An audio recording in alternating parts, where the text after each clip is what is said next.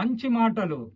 సమస్యను ఎప్పుడు ఎవరైనా ఎలా లేవదీసినా పరిష్కారానికి మాత్రం భగవద్గీతనే ఆశ్రయించాలి. భగవద్గీతనే ఆశ్రయించాలి. భగవద్గీతను శ్రీకృష్ణుడు బోధించింది అర్జునునికి అయినా అందరికీ, అన్ని కాలాలకు, అన్ని దేశాలకు ఉపకరించే జ్ఞానాన్ని బోధించాడు.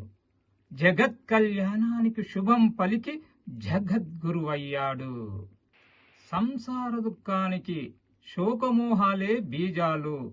అవి తొలగాలంటే ఆత్మజ్ఞానం ఒక్కటే తరుణోపాయం.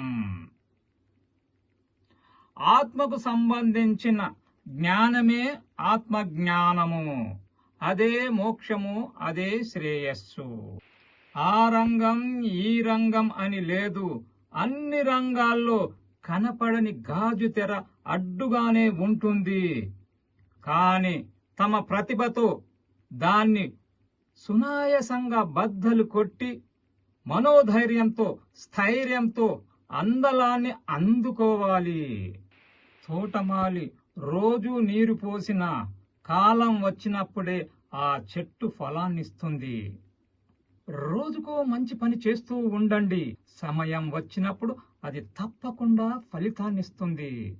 జై శ్రీకృష్ణ.